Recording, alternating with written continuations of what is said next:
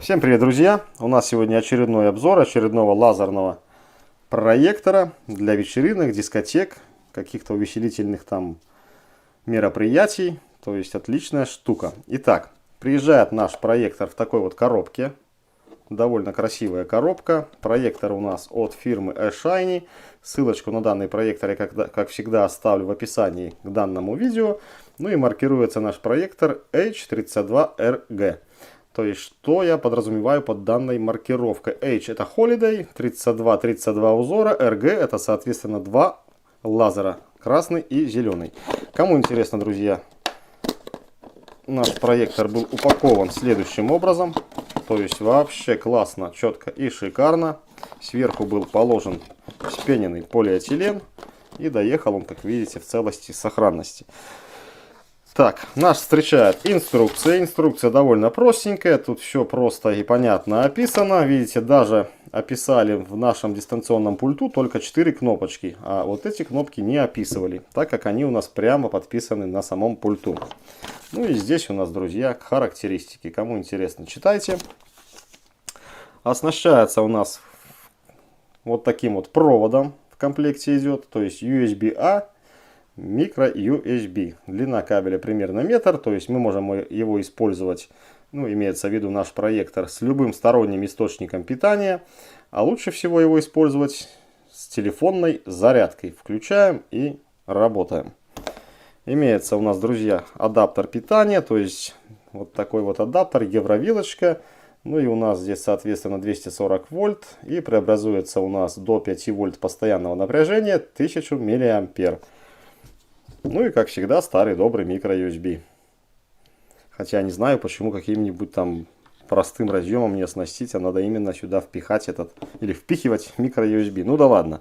Также у нас, ребята, имеется пульт дистанционного управления, который у нас шел или пришел без батарейки. Почему я это понял? Потому что у нас вот данный изолятор лежал просто с пультом в пакетике. Если бы он был воткнут в пульт, то это бы обозначало в 90% случаев, что там есть батарейка, а так нет.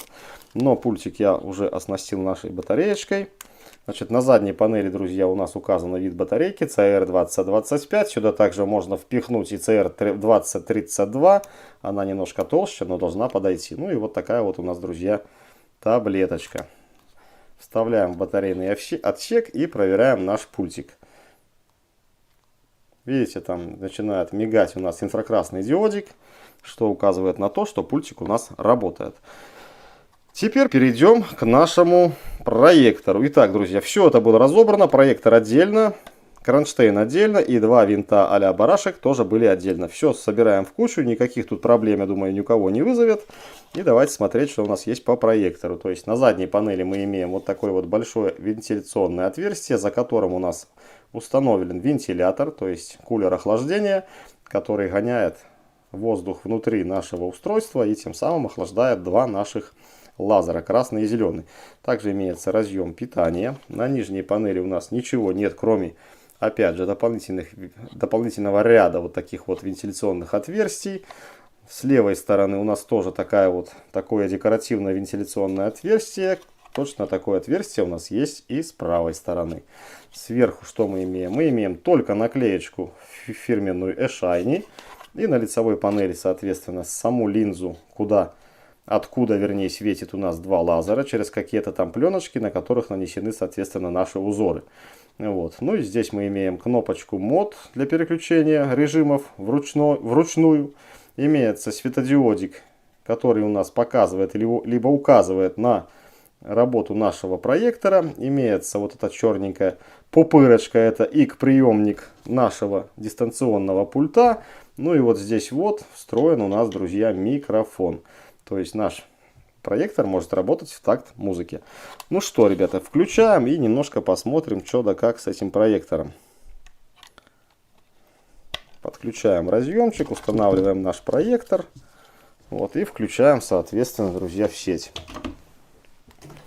Включили в сеть, и мы видим, что наш проектор сразу же начал работать. Итак, берем наш пульт, нажимаем красную кнопку, которая у нас обозначает включение либо выключение нашего проектора. Выключили, включили.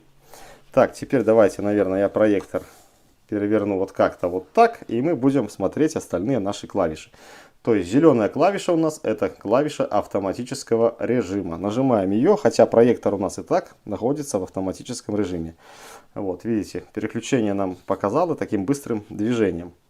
Есть у нас синяя кнопочка с ноткой, это работа нашего проектора в такт музыки. Нажимаем, смотрим. Видите, проектор полностью выключился, но если мы будем стучать по столу, то микрофон это будет слышать. Вот типа он слышит какие-то там басы. И, соответственно, под басы все эти он переключает наши узоры. Так, врубаем опять авторежим. Я немножко добавлю скорости. Вот. И следующая кнопка. Кнопка у нас пауза. Смотрите, рисунки вращаются. Нажимаем кнопочку паузы, и рисунок у нас замирает на месте. Думаю, с этим понятно. Запускаем опять авторежим. Ну и, соответственно, пара кнопок у нас Laser Color. Это, соответственно, переключение наших лазеров между собой. Либо красный, либо зеленый, ну, либо в паре. Далее.